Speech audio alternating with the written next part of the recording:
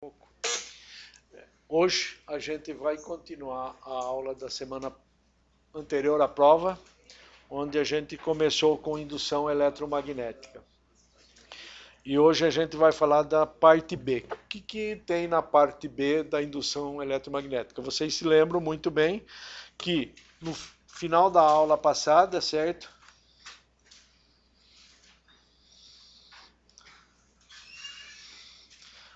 Tínhamos obtido uma expressão para a lei de Faraday que era exatamente a integral de E escalar dl é igual a menos d dt de φ de B, com φ de B igual a integral sobre uma superfície. Aliás, aqui não é uma integral fechada sobre S, mas sobre C, e aqui de B dA. Então, isso daqui é exatamente a expressão que nós temos para a lei de Faraday. O que está dizendo aqui? Que variação de campo magnético produz campo elétrico. Então essa foi a parte fundamental da aula passada, que o campo elétrico tem, além de cargas como sua origem, também tem a variação de campo magnético. Então nós temos campo magnético, campo elétrico eletrostático mais elétrico induzido. E o E induzido vem de dφ de B dt. Então a origem deste campo elétrico aqui induzido é a variação de campo magnético. No fundo é a variação de fluxo elétrico, fluxo magnético dá a variação da campo elétrico. Então essa parte agora remetendo para as possibilidades de geração de variação de campo magnético, porque a origem de campo magnético? Origem de B magnetostático é correntes, certo? Elétricas. Então, se eu tenho corrente elétrica, basta que eu possa variar qualquer corrente elétrica, que eu estou variando B, eu estou variando o quê? Eu estou criando E. Então, o que nós vamos hoje fazer é exatamente botar de uma forma mais clara o que tem a ver, qual é a relação entre variações de fluxo e as correntes. E aí a parte da indução eletromagnética, a parte B. Então, vocês se lembram muito bem, quando nós estávamos estudando lá a capacitância, nós fomos atrás de uma relação que levava a quantidade de carga depositada ou armazenada num par de condutores, vindo da diferença de potencial que a gente submetia a esses dois condutores. Então, dado um condutor, um outro condutor, com uma diferença de potencial aqui, certo? Delta V entre os dois.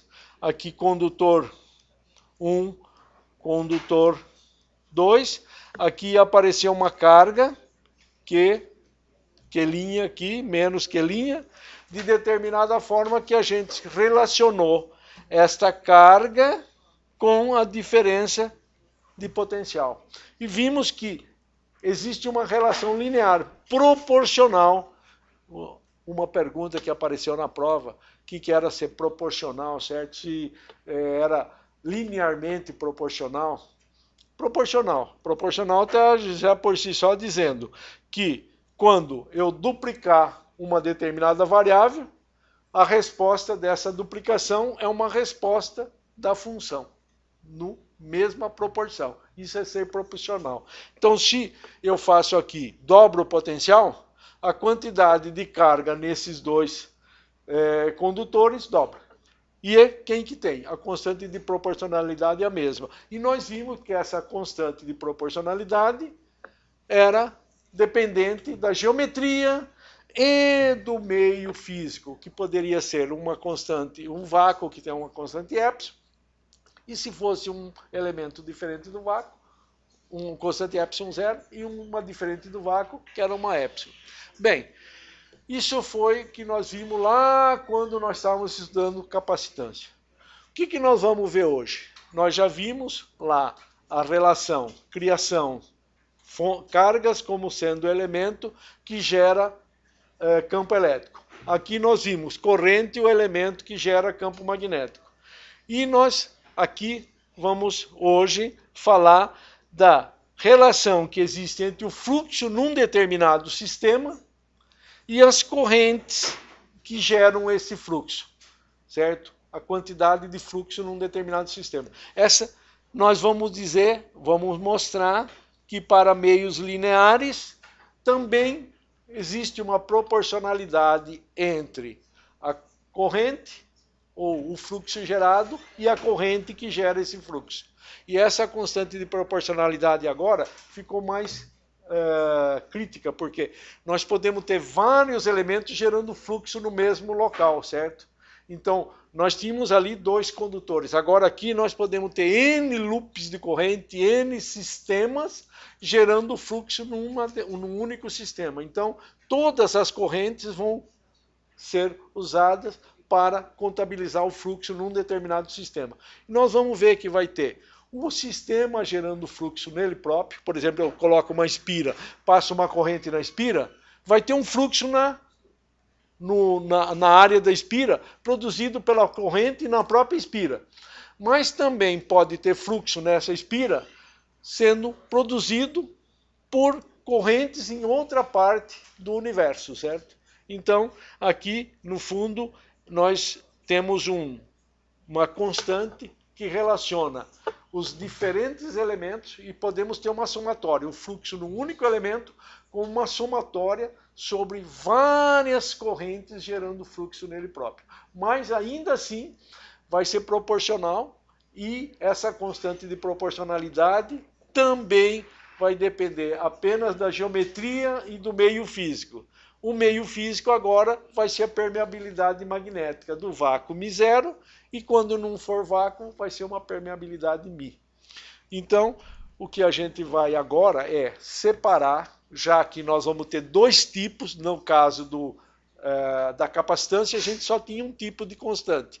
Agora, dado dois condutores, tinha uma constante que fazia a relação entre a carga e a diferença de potencial. Agora nós vamos ter várias correntes produzindo fluxo no nosso sistema e mais, o nosso próprio sistema produzindo fluxo nele próprio.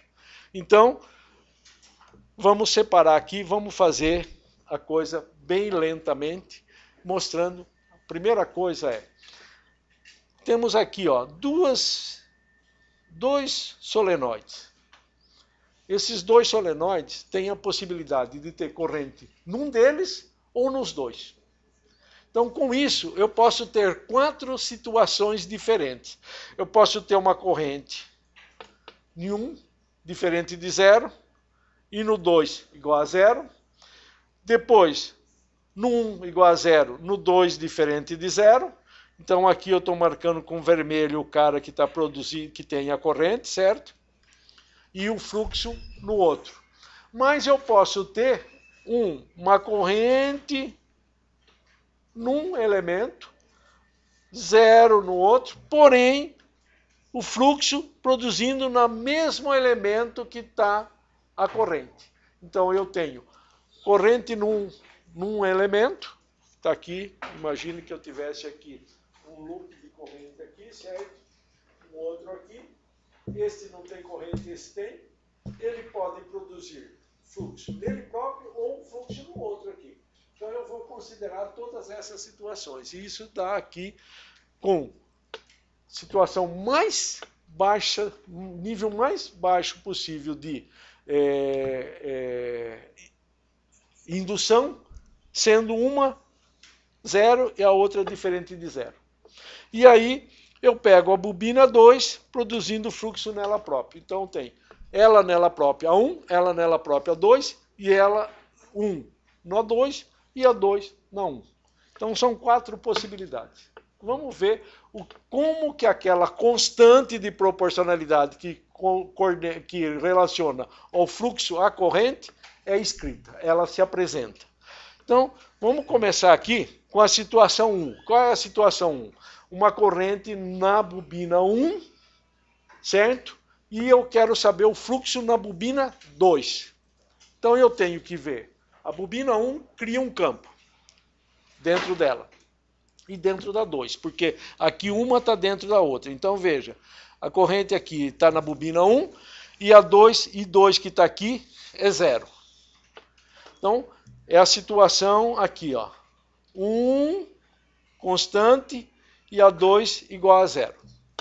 Nesse caso, como é um solenoide, vocês lembram que o campo dentro de um solenoide é M0, N, que é o número de espiras por unidade de comprimento, vezes a corrente que passa nele. E é um campo uniforme. Então, se é um campo uniforme, fica fácil de fazer o cálculo do fluxo. Eu quero calcular o fluxo na bobina 2, certo? Então eu vou integrar sobre a área da bobina 2. A corrente está na 1. Tem uma corrente aqui e tenho um solenoide 2 com o 1 dentro dele. Então, tenho que integrar no 2. Que campo que está sendo gerado? O que tem corrente. Corrente está sendo só do campo 1. Então, integrar na área do sistema 2. Como dentro de um solenoide o campo é constante, é N, μ0, I, certo? Isso, o N é o número de espira por unidade de comprimento, é constante, o μ0 é constante. O I, eu disse que eu peguei uma corrente constante. Então, eu só tenho que olhar a relação que existe entre o vetor B e o vetor dA. Como o B está na direção Z e o N do dA também está na direção Z, são paralelos, o campo é constante, sai fora, resultado, eu vou integrar na área da bobina 2. Então, a área da bobina 2 é esta daqui, mais a parte de fora. Mas na parte de fora, num solenoide, quanto que é o campo? Hã? É nulo. Para nosso efeito, quando nós alongamos bastante o solenoide 1, o campo dentro dele, a linha vai sair, vai lá para o infinito, então ali do lado vai ser 0. Então, deste ponto aqui até aqui da área, não contribui com nada. Então, só tem campo dentro do solenoide 1. Então, a área integrada a 2 dá a área do A1. Bom, como o campo é μ0NI, N2, B1, A1, é o resultado do fluxo. O que é esse fluxo? É o fluxo que a corrente 1, gerada no solenoide 1, está produzindo no solenoide 2. É o fluxo do 1 no 2. Veja que a ordem sempre da esquerda para a direita. Aquele que está gerando está à direita e o que está recebendo a informação é da esquerda. Então, N2, N1 sobre L e 1, A1. A1 é um A1 que está ali, que é a área, apesar de eu ter integrado na área 2, só tinha fluxo na 1, então ficou A1.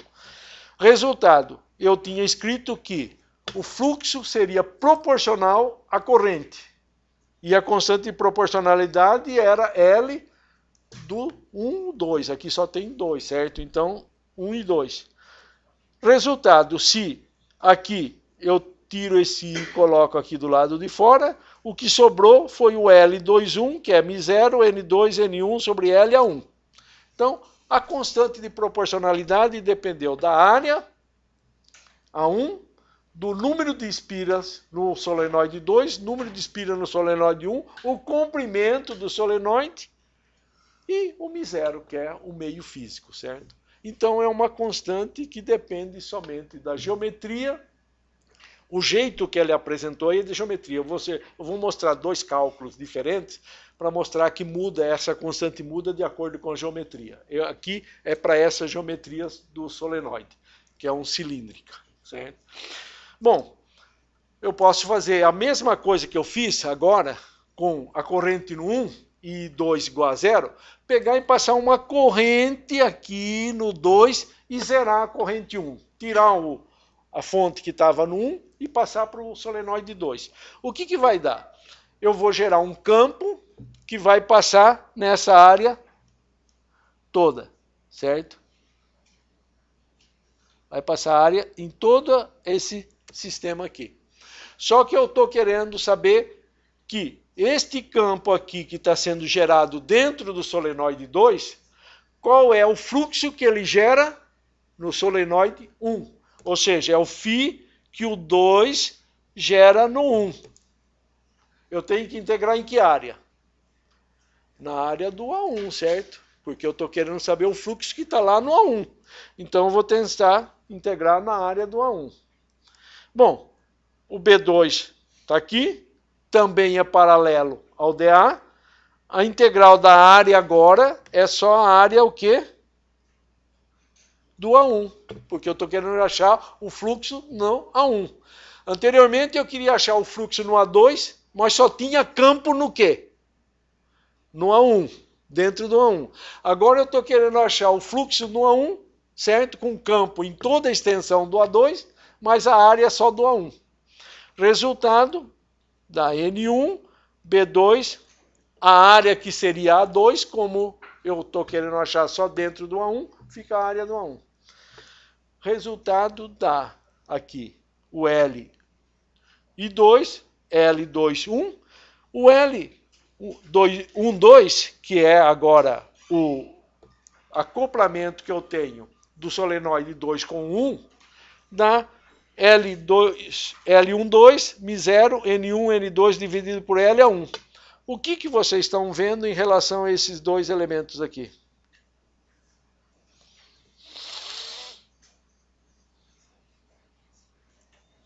São os mesmos, né? Exatamente os mesmos. Só que não vale trocar o índice, fazer. Como eu estava olhando, calculando o L21, eu podia ter, como vai dar igual, faço o L12, certo?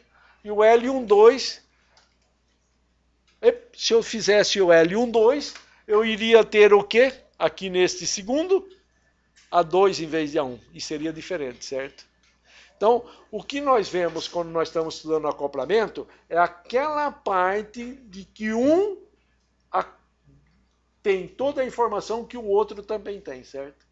Então, nós estamos pegando os tubos de fluxos que são comuns aos dois.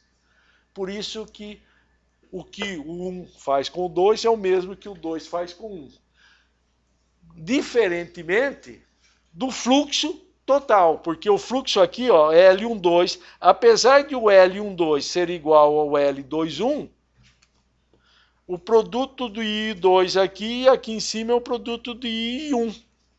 Então o fluxo no solenoide 2 é diferente do fluxo no solenoide 1, mas a parte de acoplamento é o mesmo, certo? Apesar de estar na mesma área. Então por que estou fazendo isso? Para mostrar para vocês que quando um elemento está acionando o outro também está respondendo a ele, o um que está acionando. Então, é uma coisa recíproca, a interação. Isso chama uma ação mútua entre eles. Então, daqui a pouco nós vamos chamar esse L e J de indutância mútua. É a parte da indutância que acopla um com o outro. Diferente do próximo slide, onde a gente vai olhar, em vez de olhar o fluxo da corrente do solenoide 1 produzindo no 2, vamos olhar o fluxo do solenoide 1 produzido nele próprio. O que eu tenho? Eu tenho a corrente 1 diferente de 0, tenho a corrente 2 continua sendo igual a 0, mas eu não quero saber qual é o fluxo que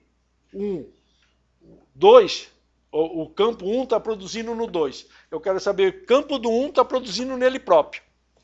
Então eu vou integrar na área 1. Quero saber o fluxo dele próprio. Então, B1E1 dá N1, B1A1.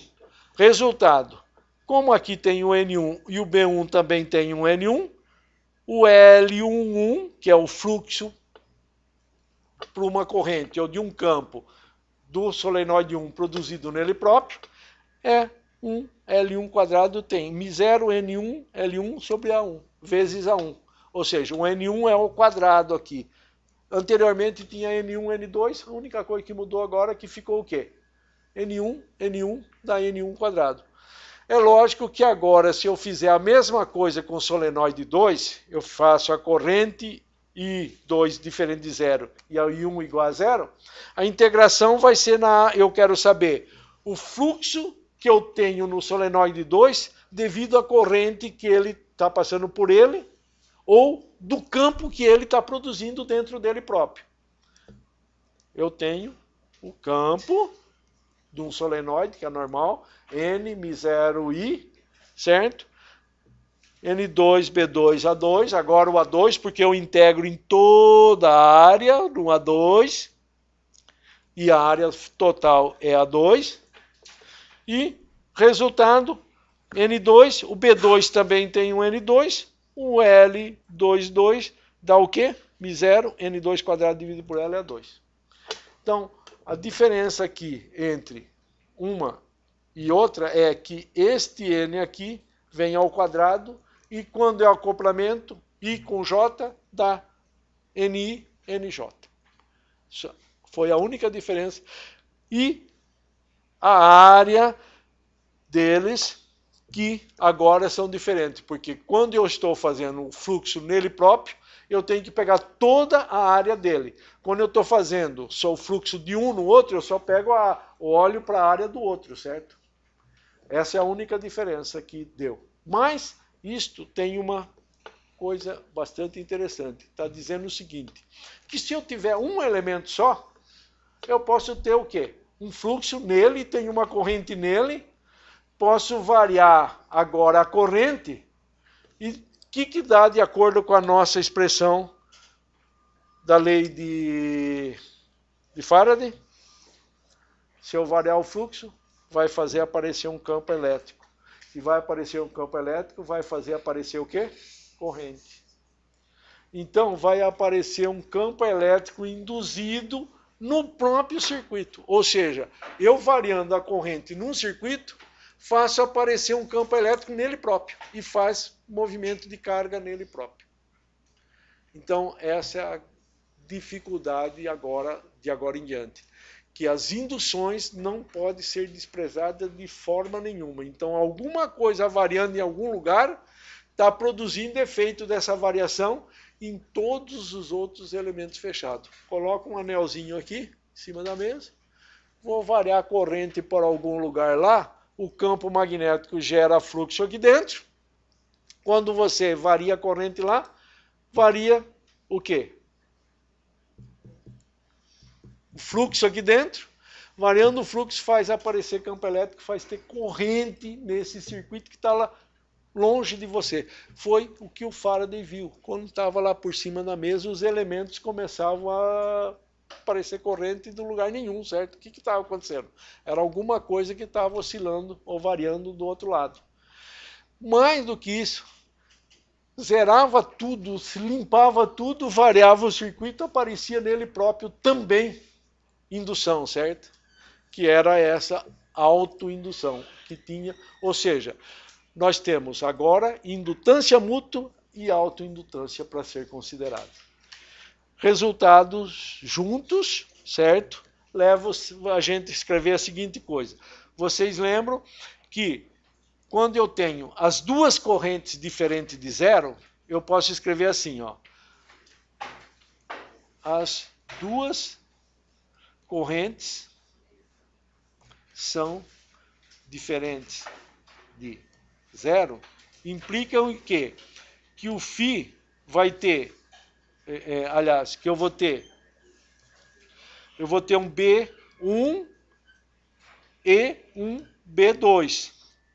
E o φ total vai ser o φ numa determinada superfície de B1 mais o B2 escalar dA.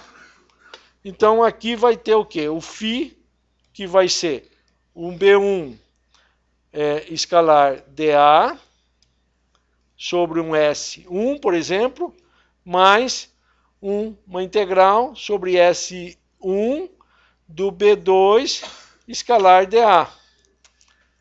Isso vai dar o quê?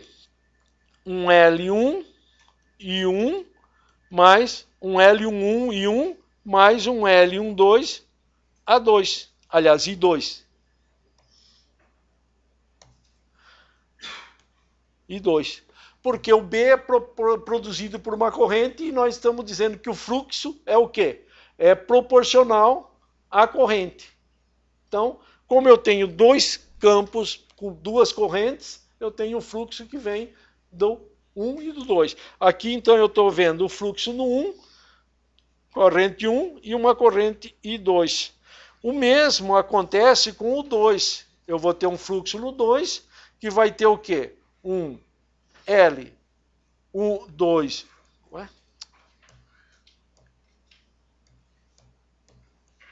L21 e 1 mais L22 e 2.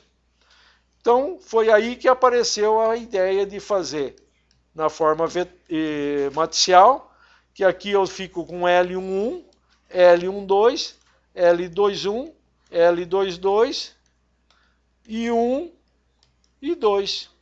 E se eu quisesse agora olhar para as forças eletromotrizes? O lado 2 da lei de Faraday diz o seguinte, que D dt de φ1, φ2 é igual a D dt deste lado 2 aqui, certo? Que no fundo é o quê? D dt de φ1, φ2 é igual a L11, L12, L21, L22. Por quê? São constantes. Lembra que é constante de proporcionalidade? Então, derivar o lado esquerdo é o mesmo que derivar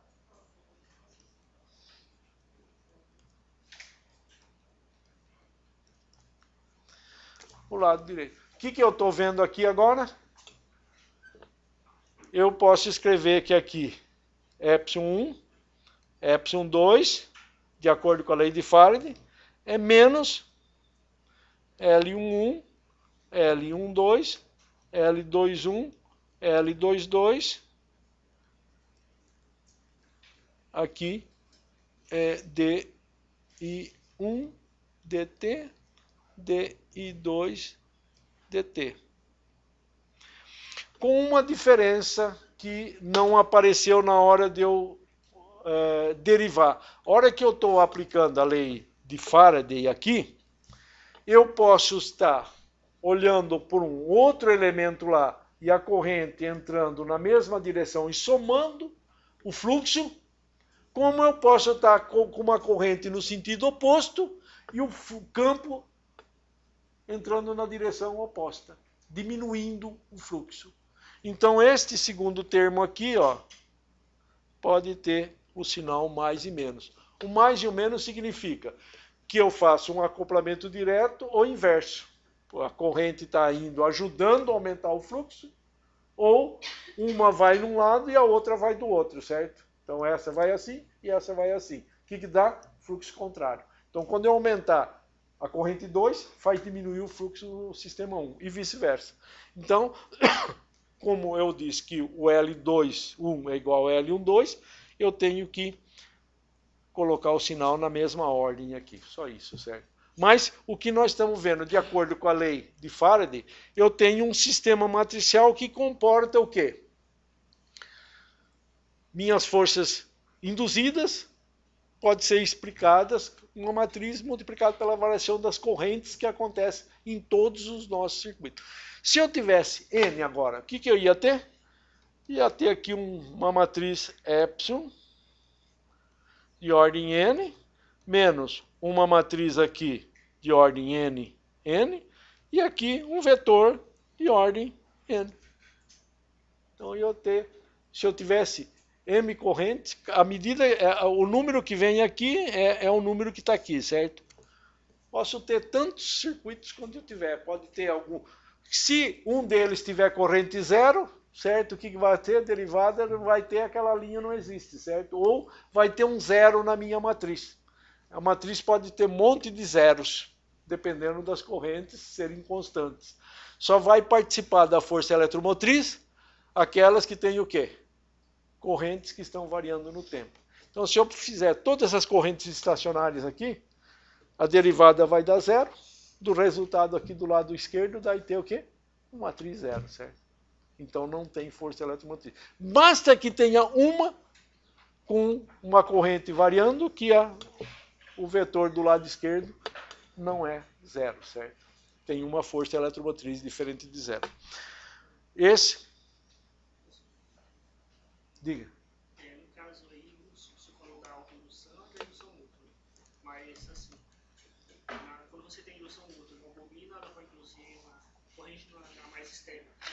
Não, não é na mais externa. É a copla 2 a 2. Eu não falei de 3 corpos, eu sempre estou falando de 2. Então, dado 2, o acoplamento é entre um e o outro. Okay? O que eu disse é que essa indução mútua faz que o outro acople igualmente a esse.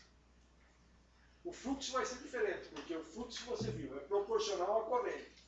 Então eu tenho um fluxo, um LIK, corrente IK.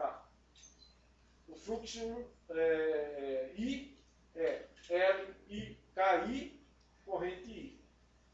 Então é um acoplamento. Agora, o IK é igual ao KI. As correntes são diferentes, mas podem ser diferentes, mas a constante de acoplamento são iguais. Eu penso assim, você tem uma bobina dentro e aquela mais de fora, né? Aí, se você tem uma corrente naquela de dentro, ela vai induzir uma corrente lá de fora, certo? Se tem uma variação de vai ter um fluxo. Só vai induzir se tiver variando. Se tem uma variação de fluxo lá de dentro, então você induz uma corrente fora, e essa corrente fora não vai induzir um outro fluxo novamente lá de dentro. Esse é o acoplamento mútuo, que um faz, o outro responde, certo? Que aí ele mesmo produziu, aí gera no outro e recebe de volta. Né? Vai ficar um negócio meio... Não é bem assim, né? O que acontece é o seguinte, quando você balança uma geleia, certo? Você balança a mão e a geleia balança junto, só isso. Não tem... Você balança a mão para balançar a geleia balança para balançar a sua mão. Certo? Os dois estão fazendo a mesma coisa. Tá? O que um está fazendo o outro está fazendo o outro. E vice-versa. Eu entendo a sua preocupação de que se eu estou gerando uma força eletromotriz num outro sistema, certo? Ele vai, mas é exatamente aí a matriz que você tem que resolver. Epsilon 1, Epsilon 2. Tá? Eu tenho que resolver o sistema completo. Mas a constante que está lá, que acopla um ou outro, e o outro um é a mesma. Só isso que eu estou dizendo, por enquanto. Esse mais ou menos é a participação dele nele, mais a do outro nele. Vice-versa, do outro nele e nele ele mesmo. Ok? Mas esses são dois casos, né? São dois casos de para quando você tem uma corrente em um e uma corrente em outro. Sim. Mas aí em um único caso você vai ter... Se eu tiver só em um, corrente só em um, isso, eu vou ter simplesmente uma interação mútua entre eles. Isso Mas aí, a hora que ela estiver variando, ela vai produzir no outro. Corrente. Mas ela não é capaz de fazer ela mesma produzir. Um indivíduo não se mata a si próprio. Não se mata, não se faz a si próprio. Alguém tem que produzir. Não existe produção de uma coisa que não existe. Não tem jeito de você dar energia sem ter. O que eu estou dizendo é que está variando num, está produzindo no outro e vice-versa, certo? Mas eu não vou ser capaz de fornecer energia para o outro sistema e ele dá para mim o tempo todo sem eu ter. Se eu comecei do nada e de repente eu vou ter o tempo todo energia, certo? Não existe isso. Se não tem energia, ninguém vai ter. É mais sutil do que parece, certo? Mas é uma conservação de energia que está atrás disso. A interação, sempre que tem interação, tem energia sendo trocada. Não existe interação do nada. E só é possível com alguém dando energia para aquilo acontecer.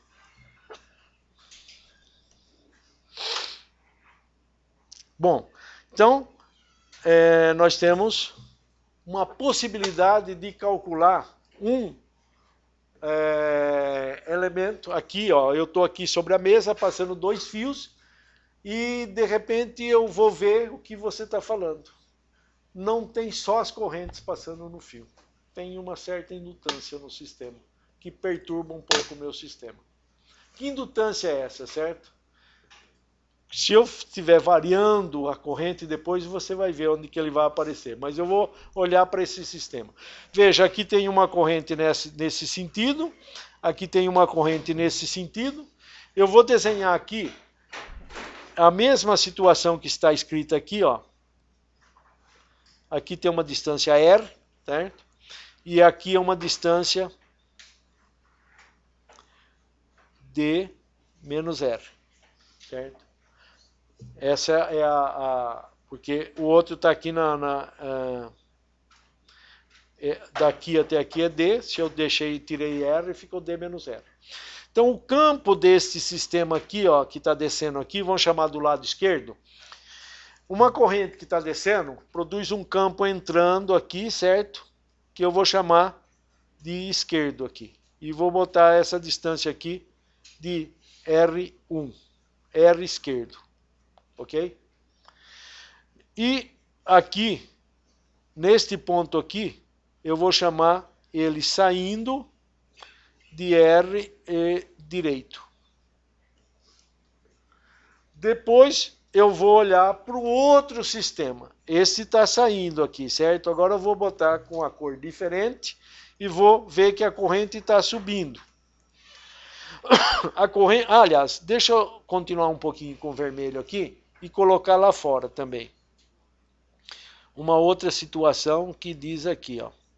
Vamos chamar aqui R2 e esse aqui é D mais R2, ok?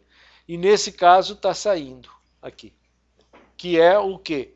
Do lado esquerdo. Então aqui é o fio do lado esquerdo e aqui o fio do lado esquerdo. Então esses três são campos produzidos pelo fio do lado esquerdo.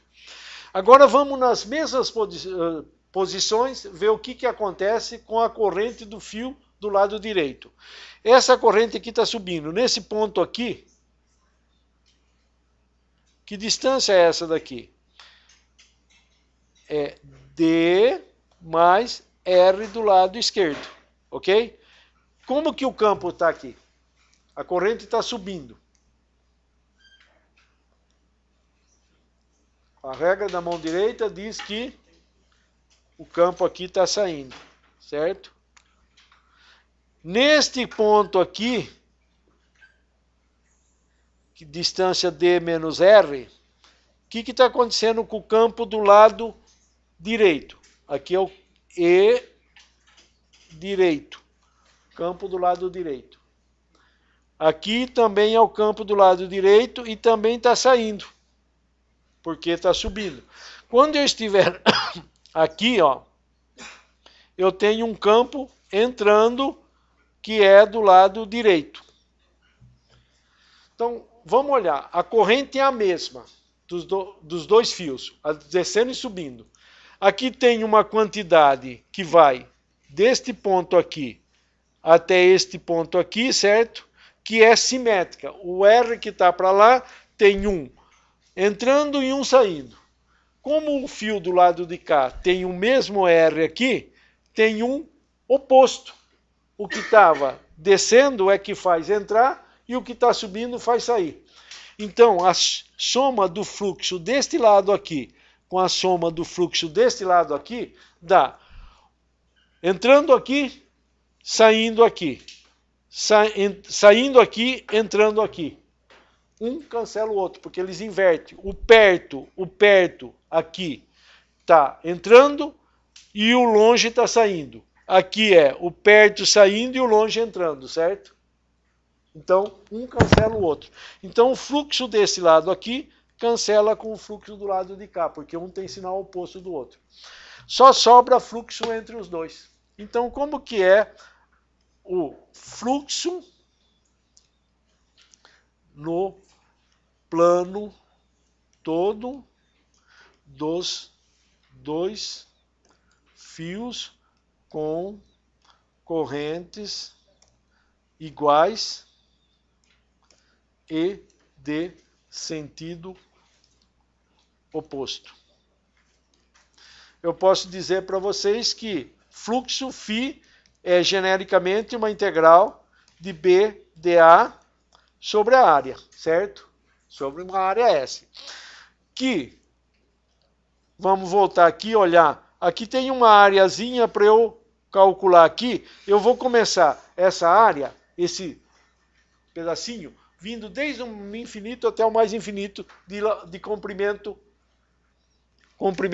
L, certo? Eu pego uma barrinha, uma largura de comprimento L e vou de menos infinito a mais infinito.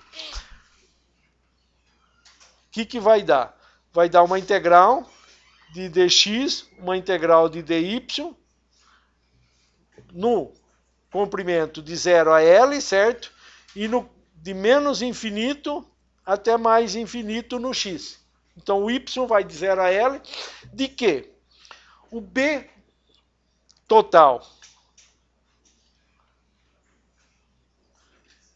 vezes o quê? O elemento de A, o cosseno entre os dois elementos aqui. Como o fio está no plano, a área é perpendicular ao plano, e no plano o B está entrando ou saindo, eles estão o quê?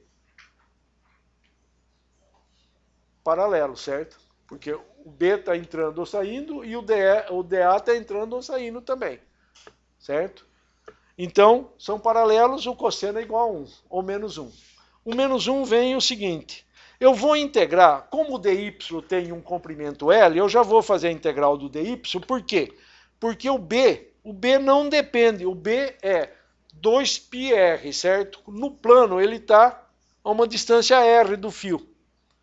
Em y ele tem um valor constante. Quando eu vou andando aqui, ó, o campo tem um valor constante em y, certo? Tem o mesmo valor. Ele varia à medida que eu afasto do fio. Vou mais longe ou mais próximo do fio. Aplicação da lei de Ampère que vocês aprenderam há duas aulas atrás. Então, isso daqui vai dar uma integral de 0 até L de dy e uma integral de menos infinito até o fio menos A, né? 0 menos A, certo? Vamos fazer bem, ó. Aqui eu vou chegar nesse fio aqui, ó. O R está bem no centro aqui, certo? Eu vou chegar bem na bordinha do fio. R menos uma quantidade A. Aliás, vou fazer o seguinte. Vou seguir a sugestão daqui e vou desprezar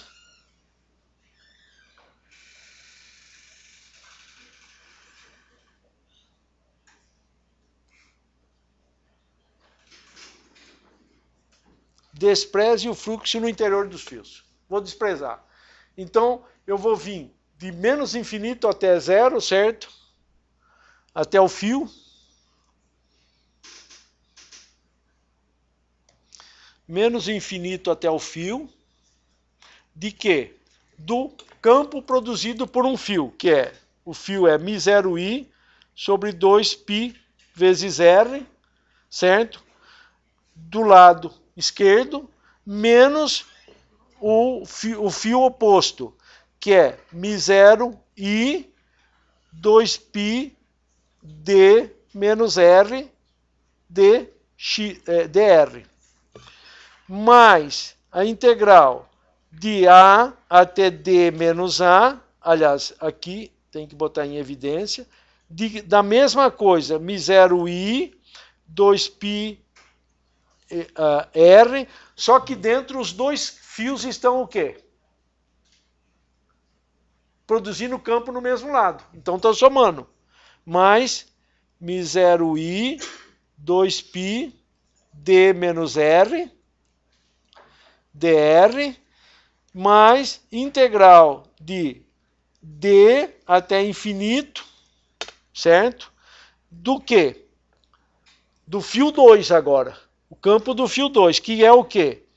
É menos μ0i sobre 2πr mais μ0i sobre 2π d menos r dr. Esta parte aqui, com esse menos aqui, mais aqui, ó, mais aqui e menos aqui, esta parte cancela com esta. Porque eles estão exatamente trocados. O que era menos aqui, ficou mais aqui. O que era menos aqui, ficou mais aqui. Ou seja, eu saí do lado esquerdo, que tinha um campo entrando e saindo, fui para o lado direito, que eles inverteram. O que estava saindo está entrando e o que está entrando está saindo. Resultado disso ficou que o fluxo total ficou uma integral de 0 a L, no comprimento D, da L, μ0i sobre 2π, uma integral de A até D menos A, de 1 sobre R mais 1 sobre D menos R, dr. Esse é o que restou, porque as partes de fora se cancelaram. Os campos inverteram e eram simétricos. Resultado de toda essa história é que isso daqui dá L μ0i sobre 2π, logaritmo, aqui ó, dá um logaritmo de R em D e A. E aqui também tenho que fazer uma mudança de coordenada. Chamo de U D menos R. O DU dá menos DR, certo? Só que essa integral dá um menos U, só que com o sinal U de zero, aqui ó, chamo U igual a D menos A, D menos R. DU é igual a menos DR. O U0 é igual ao quê? É o R igual a A, então fica D menos A. E o 1, que é o extremo, fica D menos A menos A. Isso daqui fica A. Como aqui tem um sinal menos, mas o sinal de integração para o segundo fica de D menos A até A, eu inverto, vou de A até A, fica duas vezes. Então fica duas vezes a integral de A até D menos A de dr sobre R. Por esta mudança aqui, certo? Ó, que trocou o sinal da integração. Quando eu fiz essa mudança de variável, eu fiquei em uma integração de D menos A até A, só que com dr negativo. Inverti, ficou du sobre U. Du sobre U é logaritmo de U de D menos A até A, certo? Então, resultado dá 2L μ0i sobre 2π ln. Como ln de um menos ln do outro, é o ln da divisão, é D menos A dividido por A. Então, o fluxo num comprimento L, certo? O fluxo num pedacinho L, uma barra L do meu sistema, dá μ0, 2μ0L sobre 2π ln de B menos A dividido por A vezes I. Qual é a indutância deste meu sistema? Φ é igual a uma indutância, como agora é a distância no próprio sistema, é dele menos nele próprio. Como se eu tenho um, eu não vou botar índice nenhum, porque se eu tenho um sistema, o índice seria 1. Correto? Portanto, L, I Isso implica que L é igual a μ0 L sobre π ln de D menos A dividido por A. Então veja que os dois fios paralelos aí passando corrente tem um elemento que induz. Então se você começar a variar essa corrente, vai aparecer o quê? Força eletromotriz induzida no sistema, que vai alterar a corrente como você queria, certo? Porque agora tem um fio andando para lá com uma corrente que está variando, produzido por quê? Por uma bateria, que tá, ou por uma fonte de força eletromotriz variável, certo? Fazendo a corrente ser variável. Só que essa corrente tem uma força eletromotriz que está tentando fazer o quê? Anular, de acordo com a lei de leis que nós aprendemos no contrato, uma tendência de não deixar essa corrente aumentar, ou não aumentar o fluxo. Então, vai alterar sim a corrente, tá? Mas está aqui o elemento que induz. Eu peguei um só, certo? Não precisei de muitos. Um induzindo o outro. Peguei ele próprio. E ele criou uma força eletromotriz. Se eu variar esta corrente aqui, aqui vai dar uma força eletromotriz no meu sistema, que vai fazer com que a corrente agora na presença é diferente daquela. Eu tenho uma variação de corrente, mas ela tem uma oposição vindo desta força eletromotriz aqui, certo? Então, não podemos desprezar indutância nunca mais. Agora, indutância é indutância, certo? Até indutância de comportamento de um em outros, entre vocês próprios, tá? É muito mais sério do que vocês estão pensando. Este é um comportamento na natureza, ok? Aqui tem um outro simples, eu vou falar muito rapidamente, porque eu já fiz. Só temos que lembrar o seguinte, aqui tem uma bobinazinha e aqui tem uma bobina do lado de fora. Já não é mais aquele solenoide longo, é uma bobina. E vocês se lembram quando nós calculamos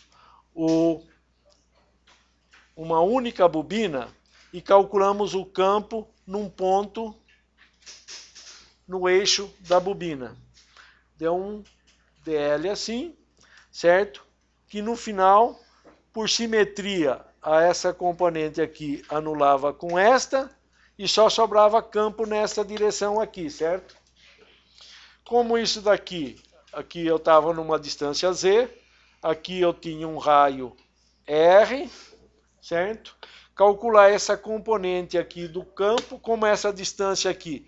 Quando eu dou uma volta inteira com uma corrente aqui, certo? Uma correntia aqui, certo? Uma correntia dava um campo para cima aqui, certo? Estou indo com uma corrente aqui, produzindo campo lá. E o B que tem aqui no posição Z era μ0 I sobre 2 tinha o 4π, R ao quadrado mais E ao quadrado elevado a 3/2, acho que, não, aqui era R. Era R, certo? Quando você vai, isso nessa posição aqui, porque aqui tem, ó, se eu estou aqui com um ângulo alfa, certo? Um ângulo alfa, cosseno de alfa é o quê? R sobre R pequeno, essa quantidade é R pequeno, e R pequeno era Z quadrado mais R grande ao quadrado, raiz quadrada. O que está acontecendo?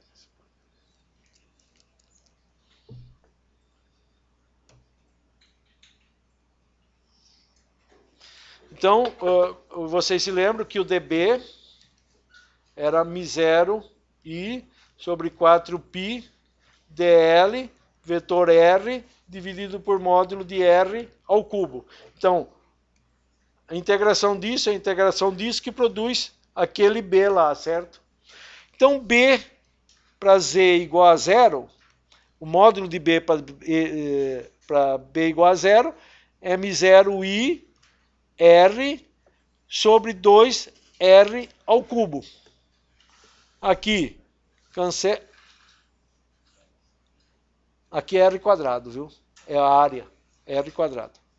Então aqui cancela, isso daqui dá μ0 I sobre 2R. Então o campo bem aqui nessa posição aqui é um μ0 I sobre 2R. Então se eu tenho o campo nessa posição aqui, ó, bem nesse centro, se eu fizer uma espira um pouquinho maior, vocês vão ver que quanto mais longe aqui, ó, aqui tem um campo que vai variando radialmente, ó. Vai ficando cada vez mais fraco à medida que sai do centro lá. Então ele não é uniforme. Mas nesta regiãozinha aqui, bem pequenininha lá no centro, dá aquele valor que é o quê? Agora, se eu multiplicar por N volta na espira 1, fazer aqui, ó, produzir N voltas, eu tenho N1, aquele valor, μ01I, dividido por 2R. Quero achar o fluxo dentro dessa espira aqui. O que eu tenho que fazer? Se agora eu posso assumir que ele é uniforme, se não for uniforme, o que eu estou fazendo não vale. Mas sendo uma espira bem pequenininha, dentro de uma bem grande, eu posso dizer que é uniforme. Tenho N duas espiras. O fluxo passa na primeira, na segunda, na terceira, na N duas espiras. Então eu pego o fluxo de uma, que é aqui, ó, B1 vezes a área, aqui tem um B1 vezes a área, multiplico por N2. Então, o fluxo total, N2, φ, dentro da espira 2, produzido por uma corrente na espira 1, uma corrente 1 na espira 1, é N2 φ 21. Ó, corrente no 1, produzindo fluxo no 2. Dá o quê? Dá π, μ0I, certo? O I está aqui, o μ0 está aqui, o N1 está aqui, o N2 está aqui, o π que está aqui é com R2, ó, π R2 quadrado é a área da bobina 2, certo? Então, dividido por R1. Como eu estou procurando uma autoindutância ou uma indutância mútua?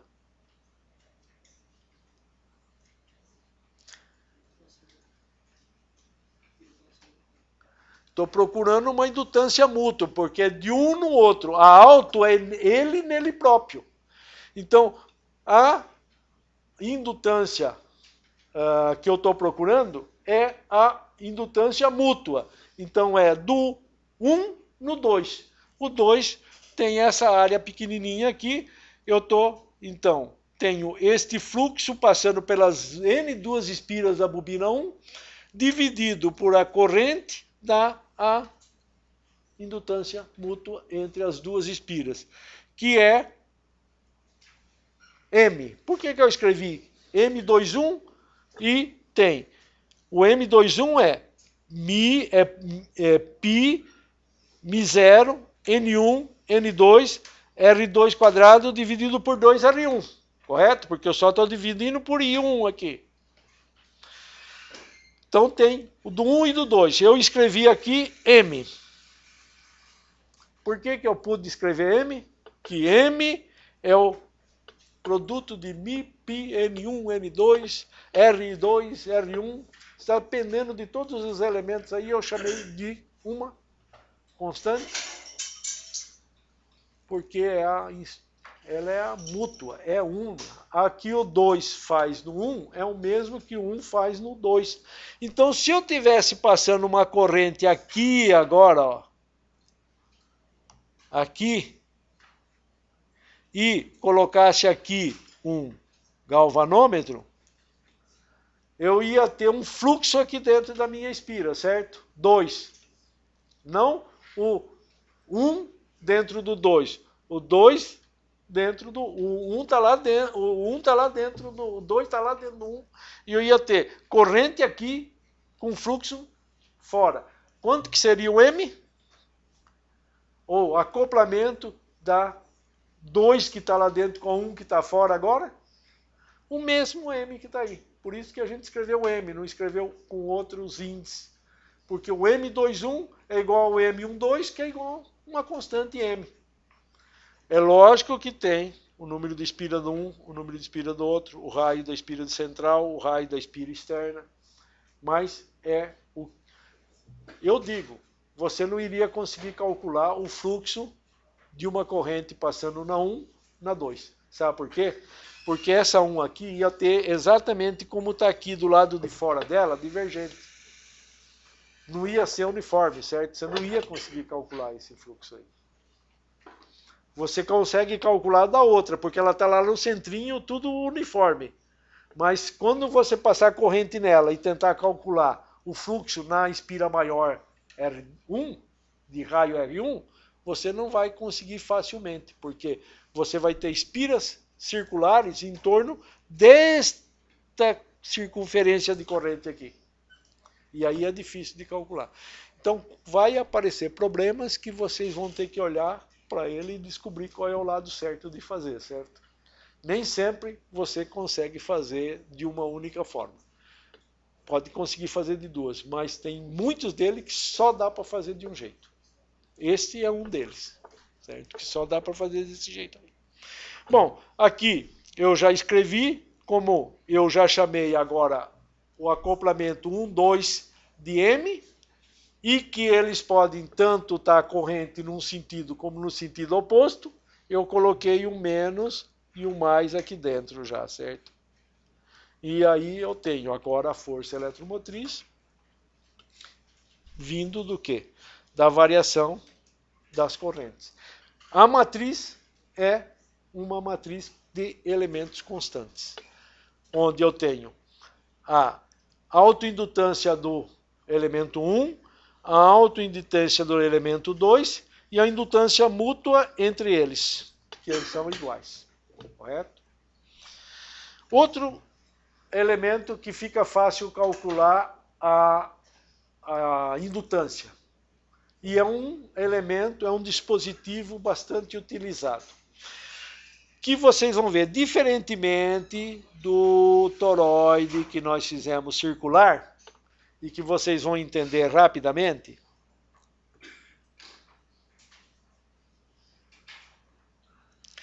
Se eu tivesse um toroide circular, vocês lembram, ó, o campo num toroide, o que é?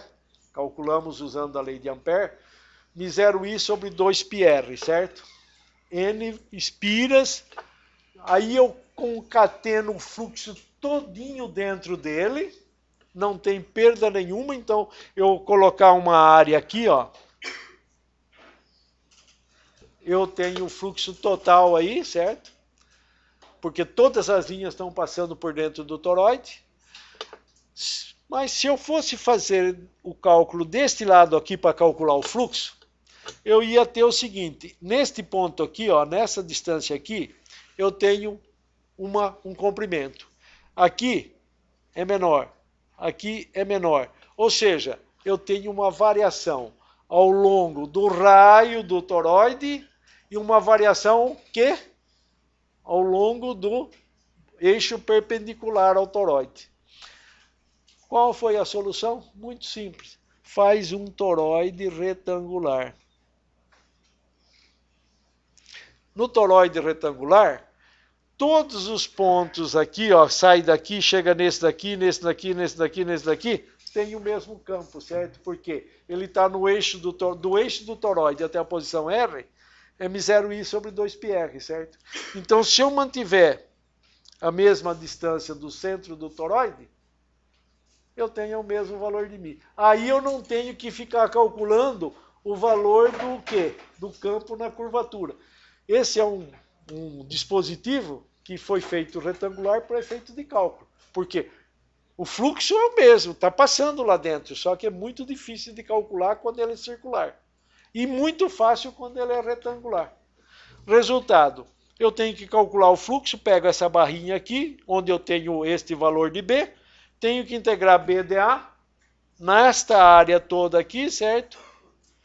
Então, ao longo da barrinha, daqui até lá, o B tem o mesmo valor, a integração de D, aqui, ó, dA é dx dr, a integração de dx da altura da barrinha, que é H, certo? Sobra uma integral de dr de μ0i sobre 2π, 1 sobre r.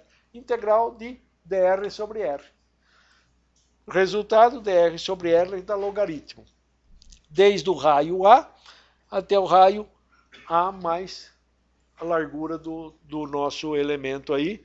Aqui está chamando A e B, certo? Desde o centro A, do centro até B, né? Do centro até A, do centro até B. Mas, no fundo, o que nós temos é uma altura H e uma largura aqui que é B menos A. Correto? Resultado, a integração disso tem o I aqui, eu tiro aqui do lado de fora, e aqui tem o fluxo. Φ é igual a μ0 N sobre 2π NH LN de B dividido por A vezes I. Φ é igual a indutância vezes o quê? A corrente. A constante de proporcionalidade é tudo que ficou aqui dentro. μ0 NH 2π LN de B. Como eu tenho N espiras no toroide, 1, 2, 3, o fluxo que passou na primeira, passa na segunda, passa na terceira, passa em todas elas. N quadrado, como em todos os outros casos. Logaritmo vem do fato de variar com o raio e o meio físico. Mas é uma constante, L ficou igual a μ0 N quadrado H sobre 2π Ln de B sobre A.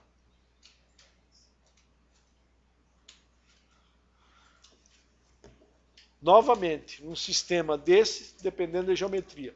Agora vocês podem fazer a indutância também diminuir muito.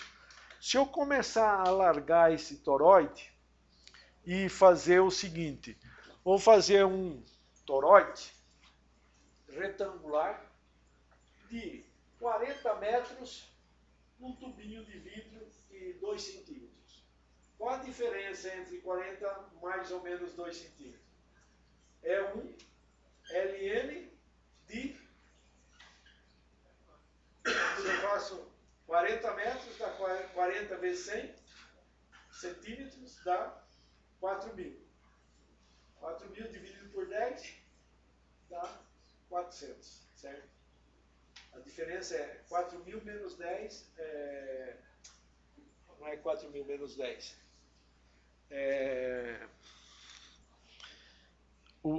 A diferença é entre eles só 10, certo?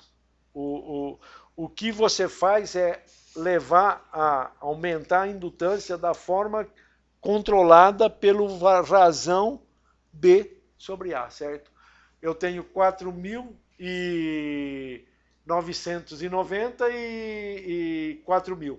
Não, 3.990 e 4.000. Isso significa que eu estou praticamente com logaritmo de quê? De 1. Quanto que é logaritmo de 1? 0. Ou seja, eu tenho o mesmo enrolamento, só que com raio grande, que dá uma indutância o quê? Praticamente nula. Então, você pode controlar, você quer conduzir um sistema onde ele não tenha participação no seu cálculo.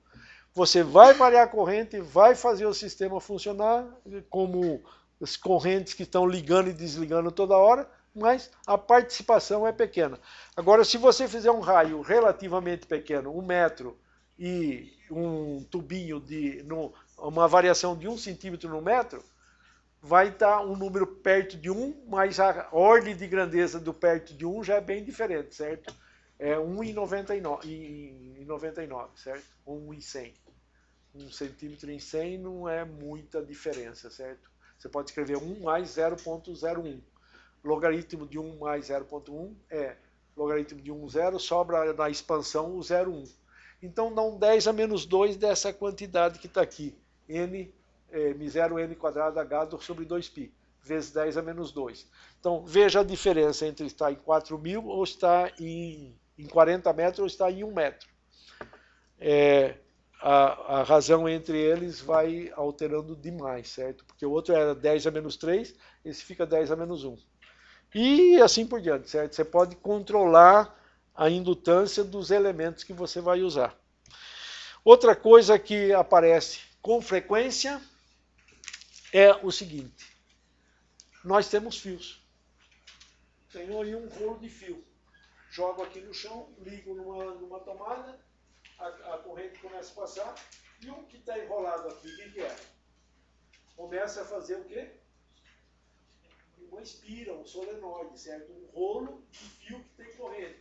Quando a corrente começar a passar nesse fio, que não tinha campo nenhum, vai aparecer um fluxo. Esse fluxo é variável, porque não tinha fluxo e agora tem. Quando você liga a corrente, não tinha e depois tem. Então, nosso substituto aqui, vamos fazer uma espira aqui e vamos aumentar a corrente aqui, certo? No momento que você aumenta, vai aparecer um campo magnético aqui dentro, vai aparecer um fluxo. Qual é o fluxo que aparece? Depende do número de espira. Vai aparecer uma corrente aqui, cria um fluxo na primeira espira, cria na segunda, cria na terceira, cria na N. Então tem N vezes o fluxo numa das espiras. Como nós sabemos que o fluxo é proporcional à corrente, a constante de proporcionalidade é o L, N vezes o fluxo dá L vezes I. Então, se esta corrente estiver crescendo ou diminuindo, quer você está ligando ou desligando, o sistema vai responder com uma força eletromotriz. Então vamos ver o lado que ela aparece. Não tinha fluxo nenhum aqui. Eu começo a aumentar a corrente. Qual é a resposta do sistema? É para não continuar tendo fluxo. É impedir a corrente. Para impedir a corrente, a força eletromotriz tem que estar o quê?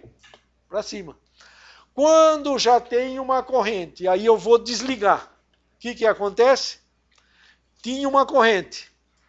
Vai sumir, a corrente vai começar a diminuir. O que acontece? Não pode diminuir.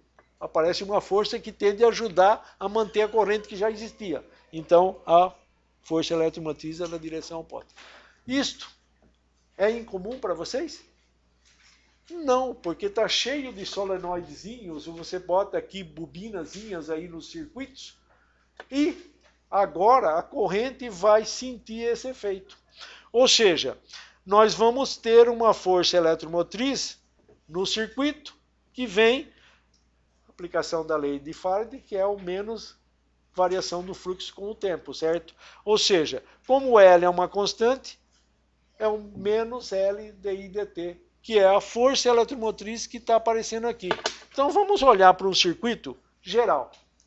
Eu tenho uma fonte, uma resistência e agora o nosso circuitinho aqui.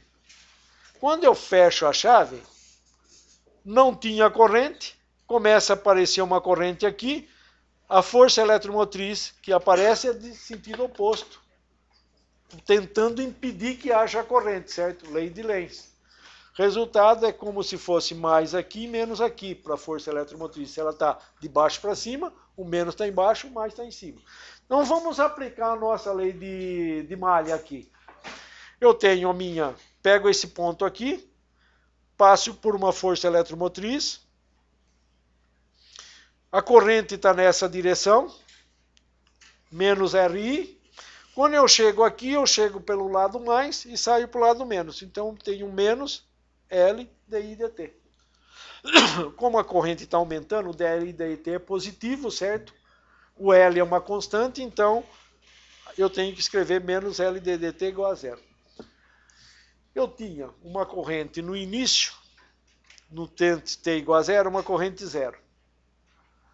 Minha bateria começa a fornecer energia para a rede, começa a fazer as cargas andarem. Vai forçar a ter uma corrente. Passa pelo resistor, que é um fio. Perde energia. Quando ela chega no indutor, e chega no indutor, ou chega na nossa bobina aí, ela tenta criar um campo magnético. Vai andando, andando, andando. Chega uma hora que a carga consegue passar. Vence a resistência e aí estabelece uma corrente. O que virou a minha bobina? Ficou um fio enrolado, certo? Um fio que tem curvatura. A carga passa e vai andando lá dentro, certo? Então ela vira um fio. No início era uma resistência, era uma impedância, não deixava a corrente andar, mas depois a bateria forçando, fez a corrente passar e criou uma corrente. Então ela sai de uma corrente zero e vai para uma corrente que depende do tempo. Vamos ver como que essa corrente depende do tempo? Depende eu resolver essa equação aqui, certo? Mas vocês já resolveram essa equação aqui. Como que era essa equação quando vocês resolveram? Quase igual essa daí, né? Vamos escrever ela aqui. Vamos ver se eu escrevi aqui. Escrevi. Dividi por L, certo? Passei os sinais negativos do mesmo lado da equação, deixei o L do outro lado. Então aqui, ó, ficou essa equação assim. Essa equação eu posso fazer o que com ela? Ó? DI dt igual a menos R sobre L vezes I mais epsilon sobre L. Eu vou colocar o L sobre R em evidência. Isso daqui vai ficar assim. Menos R sobre L, 1 menos o quê? I, não, 1, não. I menos o quê? Como não tinha R aqui, agora eu vou ter que fazer o quê? Eu vou ter que dividir por R, né? Epsilon sobre R. Porque a hora que eu multiplicar esse R aqui vai desaparecer, certo? Então a nossa equação ficou assim. DI dt igual a menos 1 R sobre L e menos 1 epsilon sobre R. Epsilon sobre R tem dimensão de corrente, né? Vamos escrever isso daqui, nesta posição aqui.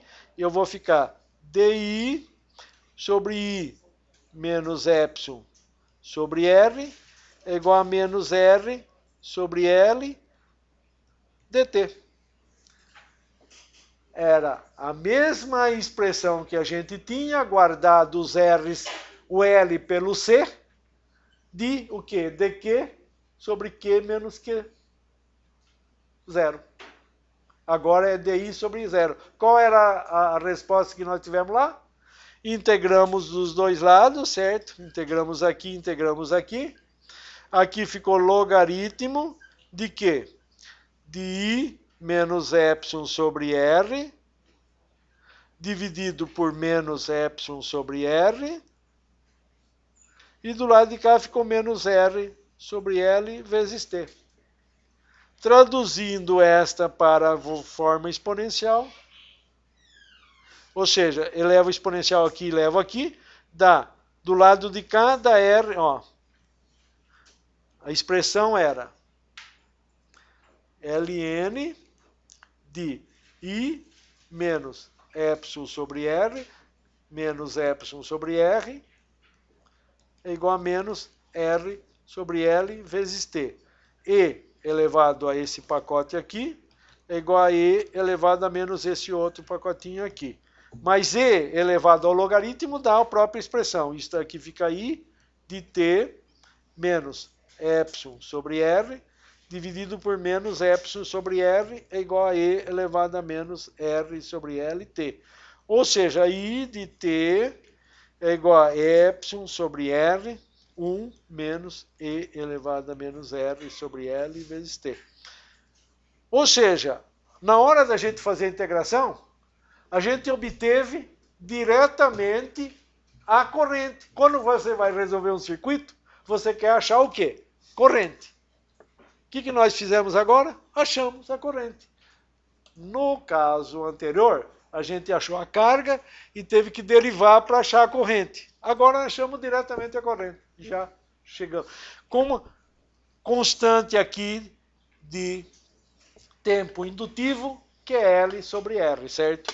Aqui tem um T, um tal L, né? Vamos escrever tal L. Tal L, que é igual a L sobre R. Quanto que era o tal C, no caso do tema, a constante capacitiva, de tempo capacitiva? Mais um. RC. Ele, no caso anterior, o R e o C já estava no numerador. Agora o R nosso veio direto. Aquela hora nós tivemos que encontrar um Q sobre C. Agora tem um L de I dt, certo? Não estava no numerador o L, no denominador, estava no numerador. Então, nós temos a mesma coisa, um tempo diferente daquele, porque agora quando a gente tiver um circuito com R e C, ó, R, C, R, L, aqui nós vamos ter um tal C que é igual a R, C. Aqui nós vamos ter um tal L, que é o quê? L sobre R. Correto? Então, essas quantidades têm dimensão de tempo, correto? E são tempos característicos daquele elemento físico que foi colocado no circuito. Imagine que eu coloque os dois. Vai ter dois tempos para fazer o meu sistema balançar, certo? Vai ter caimento e crescimento. A corrente, no caso aqui, vamos ver o que está acontecendo com a corrente. À medida que o tempo passa, o que acontece com a corrente aqui? Aumenta. No caso do capacitor, o que acontecia à medida que o tempo passava? Diminuía. Então agora, com esses dois elementos juntos, nós vamos passar isso para a aula que vem. Vamos começar a brincar com os dois juntos, para ver como que eles vão competirem entre si. Vamos começar por oscilações, depois a gente vê as consequências. Mas vamos voltar então ao nosso tempo capacitivo. Uma coisa interessante agora, que no instante t igual a zero, a corrente no nosso circuito é zero. E a corrente, depois de muito tempo, vai à corrente máxima. Exatamente contrário ao que acontecia com o capacitor. No instante t igual a zero, a gente começava com uma corrente máxima e com o passar do tempo a corrente ia a zero. Isso dá relações diferentes para os potenciais. Como que é o potencial no nosso indutor? Potenciais.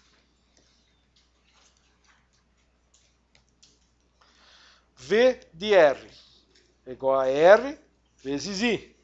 I de T. V de L é igual a L de I dt. Aqui dá o quê? R que multiplica o quê? Um epsilon sobre R, 1 E elevado a menos R sobre L vezes T. Cancela, dá epsilon que multiplica 1 E elevado a menos T sobre tal L. E aqui dá dI dt. Se isso daqui é o I, quando eu derivar isso daqui, o que vai acontecer? Isso daqui vai dar simplesmente epsilon E elevado a menos T sobre tal L. Porque esse 1 derivada da zero, derivada daquilo ali cai aqui, certo? Cancela. O R aqui já está... O I é só isso daqui, certo? Ó. Esse R que está aqui cancela isso daqui, certo? Esse L que está aqui cancela o outro L. Só sobra isso daqui. Então, o V de L, V de R é igual a epsilon, que multiplica 1 E elevado a menos tal sobre tal L. E o V de L é igual a epsilon E elevado a menos T sobre tal L. O que dá V de R mais V de L?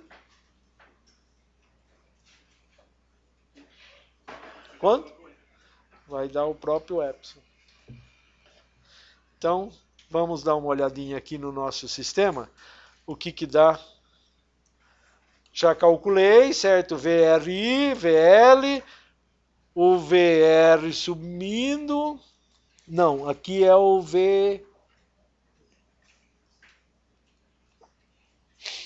o VL descendo e o VR subindo. O máximo que eu vou ter, como o VR mais o VL dá sempre epsilon, como o VL vai a zero, o VL vai a epsilon, certo? Então, está subindo aqui. Vocês lembram desses dois gráficos na aula passada de capacitância, como que era? Quem que era esse que subia? Era a carga. Quem que era o que descia? A corrente. Agora, um está relacionado com VDL e outro com VDR. Você olha, os gráficos são os mesmos, só tem que ficar prestando atenção quem são eles. Quem é que... O que nós temos, certo?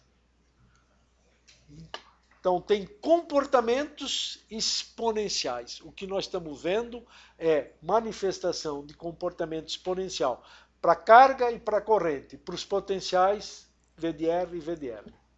Tanto no capacitor, como agora no indutor. A única coisa que a gente viu é que eles estão andando em direções opostas. Correto? A corrente está subindo, a carga estava descendo. A carga estava aumentando e a corrente descia lá no capacitor. Aqui não tem carga, certo? Aqui tem só corrente. Então a corrente que está aumentando. Eu vou mostrar um probleminha aqui que teve erros quando vocês fizeram o mudo. Mas é um problema bastante fácil. A pergunta aqui é: qual é a diferença de potencial ou a corrente? Qual é a corrente nesta resistência aqui, ó, quando eu deixar o circuito fechado por muito tempo?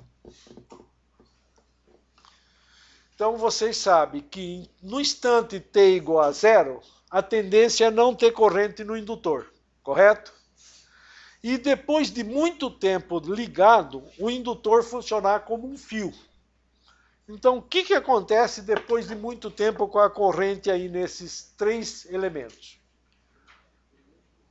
O indutor que está ali vai servir como um fio. Então, a carga aqui vai fazer uma corrente que passa por onde? Não passa pelo resistor e vai passar pelo indutor, porque ele virou um fio. Um fio é um curto-circuito no resistor. Então, quanto vale a corrente no resistor? Depois de muito tempo, a corrente foi ao máximo no indutor, virou zero no resistor. E aqui? Aqui mesma coisa, certo? E aqui também mesma coisa. Vai passar por fora, isso depois de muito tempo, certo?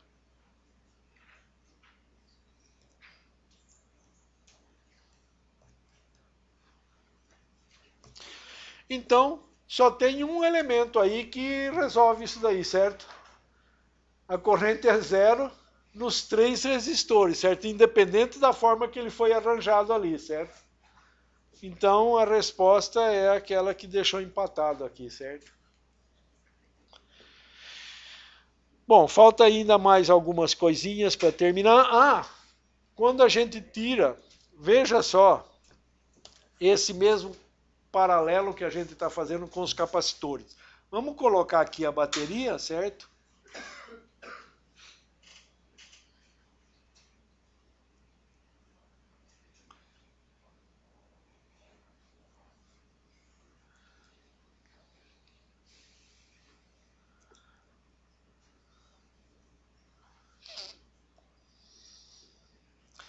Aliás, aqui essa resistência aqui não precisa existir. Deixa eu tirar ela daqui.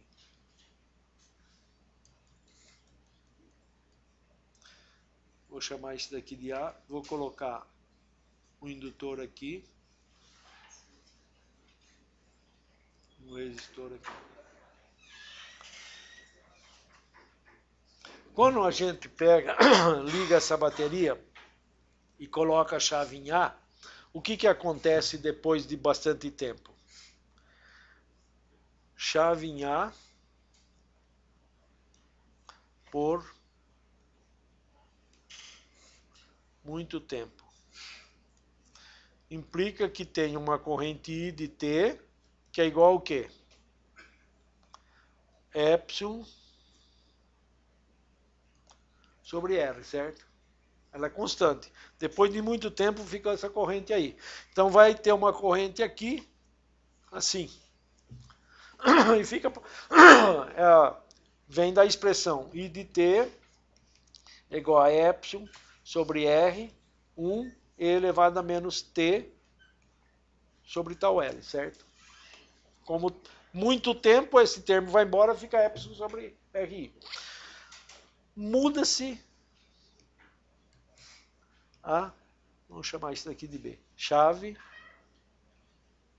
para a posição B. O que fica? Quando eu fico com o seguinte circuito. Fica uma barra aqui, um indutor aqui e um resistor aqui, certo? E a corrente, vocês lembram, a corrente estava nessa direção aqui, certo? Tinha uma corrente, estava indo para lá, ó, passava direto, passava pelo ave, descia aqui e estava fazendo essa era a corrente T, é o I de T igual a 0 menos. Ou seja, um pouquinho antes de ligar o sistema, certo? No momento que eu liguei, essa corrente aqui, T0 menos, é a epsilon sobre R. Quando você liga no porte B, o que começa a acontecer?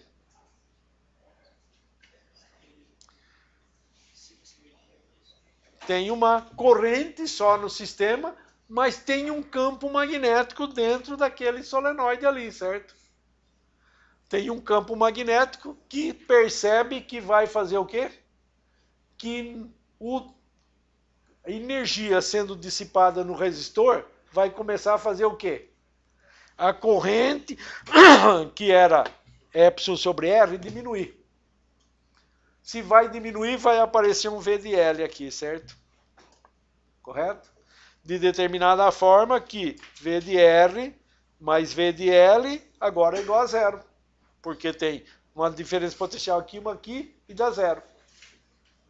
Então vamos colocar. Eu vou passar nessa direção aqui. Começo aqui. Vou pôr aqui I. Fica assim, menos RI, certo? Quando eu chego aqui no meu elemento, o que está acontecendo? Está tendo uma corrente daqui para lá, certo? Onde que está o mais e o menos? Mais menos aqui, certo? Significa mais o quê? Ou menos?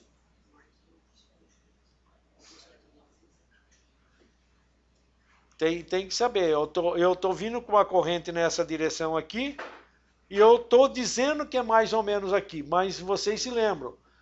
No momento que eu liguei, a força eletromotriz, para não deixar a corrente diminuir, fez o quê? Apareceu nessa direção aqui, certo? Ou nessa direção aqui? Na direção oposta.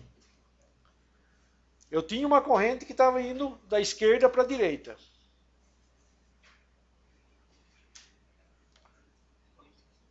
Hã?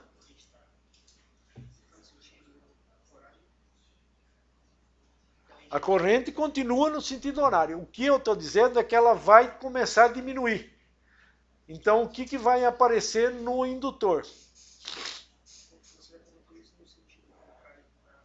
Como ela está passando da esquerda para a direita, certo? A corrente está da esquerda para a direita, a diminuição significa que a força eletromotriz vai tentar mandar uma corrente da esquerda para a direita, para manter a corrente. Ela não quer deixar diminuir. Correto? Então aqui tem o quê? Um mais L DI dt. Correto?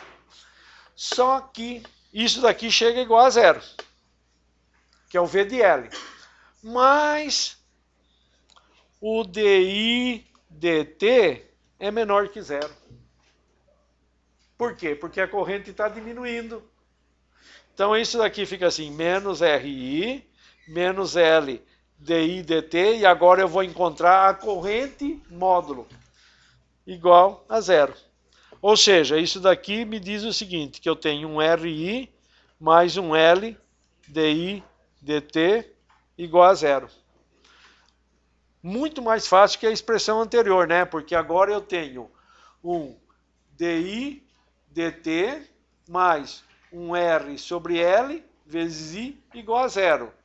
Ou DI sobre I igual a menos R sobre L dt. Quanto que vale o I? Agora já integração direta, logaritmo, ln, a integral, vamos fazer di sobre I, integral, desde o quê? De I igual a 1I0, que era a corrente no início, até 1I de t. É igual a menos um R sobre L, integral de dt. Ou seja, isso daqui dá ln de I de t sobre o I de 0 é menos R sobre L vezes t. Ou, em outras palavras, a corrente que vai passar naquele fio é a corrente que tinha no início, que era o I de t vai ser igual o epsilon sobre R elevado a menos t sobre tal L. E agora, o que nós vemos é o seguinte, eu tinha uma corrente que estava indo, quando eu inverti a chave, ela continua indo, mas com menor intensidade, vai diminuindo, diminuindo, até terminar. Como não tem nenhum elemento fornecendo energia para o sistema, quando ela chegar a zero, para de ter corrente no sistema. Então, o gráfico que aparece é assim, o I em função de t, e isso daqui é o I0. Então, quando você muda a chave para a posição B, o que eu tenho é simplesmente uma corrente que começa a diminuir com o tempo. Agora, aqui no nosso sistema, tem os gráficos correspondentes à soma dos dois elementos, que dá a tensão epsilon, certo? Aqui, quando eu estou ligando o meu sistema, tem uma parte que vai para V de R, certo? E aqui tem o que faltou aqui está no quê? No V de L. Quando eu desligo, o meu sistema cai para zero novamente no V de R. E aqui, ó, o meu sistema, quando eu desligo, a corrente muda de sentido indo para zero. Então, essa soma da epsilon aqui, certo? Que é a... Não, aqui não está escrito que é epsilon, então não vou colocar. Mas aqui é a soma dos dois, certo? Aqui nós estamos vendo o na carga, certo? E o que está faltando aqui é a parte V de L, que começa no máximo, aqui, ó. Esse aqui eu vou escrever aqui para ficar mais fácil de ver. Ele começa no instante t igual a zero. Quando eu ligo a bateria, a corrente fica zero. Ela está zero, né? Mas vai começar a crescer a corrente. Então, a tensão para um circuito fechado, para ter corrente zero, a diferença de potencial no resistor é zero e no indutor é máximo. À medida que o tempo vai passando, o L de I dt vai a zero e o R vai a máximo.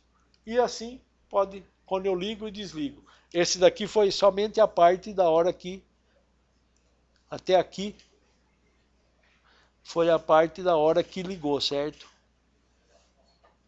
Que ligou. Aqui é, até aqui, a hora que ligou. O que acontece quando eu vou desligar? A corrente no resistor começa a diminuir, certo? Mas também começa a diminuir no quê? No indutor, nos dois. Veja só. Aqui, ó. O I e o V de L. Se eu pegar o V de R é igual a R vezes I, que é epsilon sobre R elevado a menos T sobre tal L. Cancela, cancela. O V dá o quê? Epsilon elevado a menos T sobre tal L. É o V de R caindo do lado aqui, ó. Essa parte aqui, ó, tá descendo. E como que acontece com o V de L? O V de L é igual a L di dt. Quanto que dá o L? Dá menos epsilon elevado a menos T sobre tal L. Caiu aqui, inverteu aqui, subiu até lá, certo? A soma dos dois vai continuar dando o zero agora, porque V de L mais V de R é igual a zero. Bom, deixa eu dar antes de fazer, eu queria fazer este problema aqui para mostrar como aplicar essas 4 condições aqui nessas 4 letras que estão aqui, certo? Mas eu quero mostrar a energia do gasta no meu sistema. Por que que é importante saber? Porque como eu tenho o meu elemento lá, tenho um elemento ativo, que é a bateria, e tenho 2 elementos passivos. Então, se eu for usar a minha equação, essa é a equação que nós resolvemos agora há pouco, que é a equação do circuito. Se eu multiplicar por I, dá RI quadrado, dá LI DI dt. Isso daqui é a potência fornecida. Novamente, vou dizer para vocês não confundirem potência com energia. 52% fez esse erro na prova. Usou, estava lá, foi uma solicitação de cálculo de energia e resolver o problema de potência. Quem que é? Potência dissipada. Por causa de potência dissipada e energia dissipada, apareceu dissipada lá, meteram energia. Botaram potência no lugar de energia. Bom, essa é a energia fornecida, dissipou. E essa daqui, o que que é? Energia armazenada no indutor por unidade de tempo. O que é a energia armazenada por unidade de tempo? Energia por unidade de tempo, potência, certo? Portanto, é potência armazenada. Então, qual é a potência armazenada no indutor? É energia por unidade de tempo. É o L DI dt, ou seja,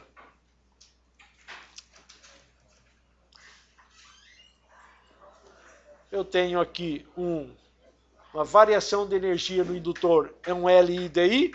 Se eu quero achar como que acontece a energia desde zero, quando não tinha nenhuma corrente no indutor, até quando a corrente virou máximo, eu integro no tempo e na energia, certo? Resultado, integrar aqui, do lado de cá, o tempo desapareceu, porque ó, cancela aqui e aqui, virou uma integral de DU e uma integral de DI. Resultado, o LI DI dá o meio de LI quadrado. Então, a energia armazenada no indutor é o meio de LI quadrado. Vai desde zero até quando o I é máximo. Quando o I é máximo, quanto que vai ser a corrente no sistema? Epsilon sobre R, certo? Aí tem um LI DI dt. Vamos calcular, então, essa energia, ou a densidade de energia dentro do indutor, para verificar o que é que se processa. Vocês lembram que eu tenho o B dentro do indutor, N μ0 vezes I. E a indutância do indutor era μ0, N quadrado, L comprimento do indutor vezes A.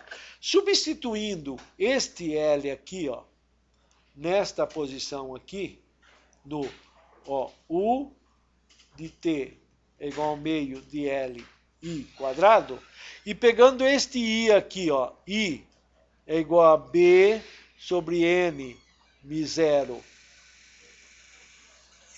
e B igual a N μ0, e substituindo aqui no I, o que nós temos? Nós temos que a energia armazenada, ó, dá um meio de B quadrado sobre μ. Quer dizer, eu só substituí esse I aqui, certo? E esse L aqui, certo? Substituindo o I e o L, eu obtenho uma quantidade de energia. Se eu dividir pelo volume, eu tenho a densidade de energia, certo? Então, se eu tenho a energia por unidade de volume, ó, U é igual ao meio de LI quadrado. U dividido por LA, que é U dividido por volume, é igual ao quê? LI quadrado sobre 2L vezes A, correto? Isso dá a densidade de energia. A densidade de energia deu proporcional ao quadrado do campo magnético dividido pelo μ0. Como que era a densidade de energia armazenada num capacitor? Lembram? Q quadrado sobre 2C, que traduzido em densidade de energia, porque isso aí é o U. Agora tem um volume lá, certo? E o campo dentro do solenoide, do capacitor era um V vezes o quê? Dividido pela distância entre as duas placas, não é? Então, se eu tenho a voltagem, que é carga, é CV. Certo? Então, eu tenho a carga, Q quadrado, é um C quadrado, V quadrado. Sobre 2C, é um meio de CV quadrado.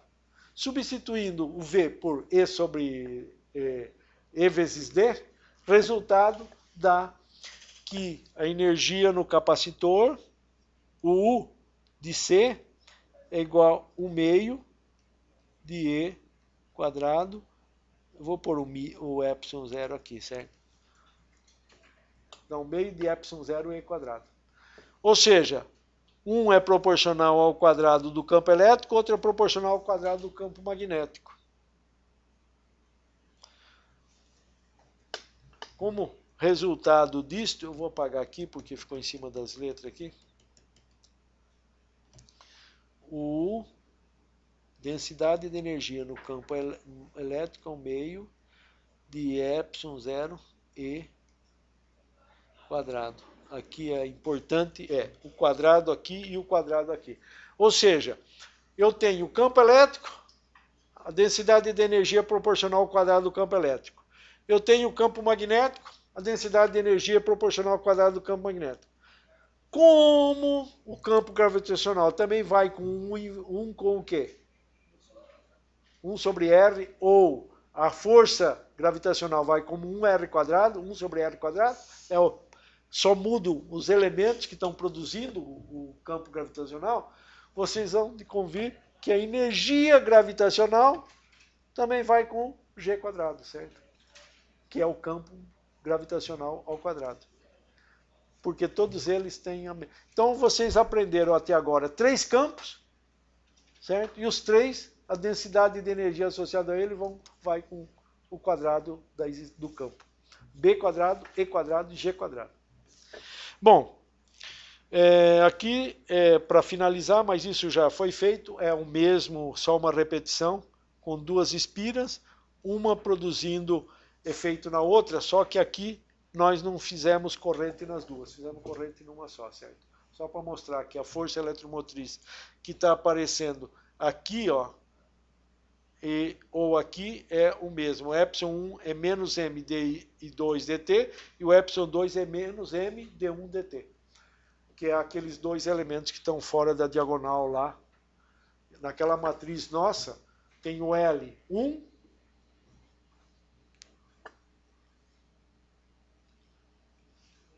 foi bom, né? Queimou a lâmpada. Sim. Mas queimou no último instante, certo? Vocês não estão vendo mais, mas eu escrevo aqui na lousa, aqui não preciso mais.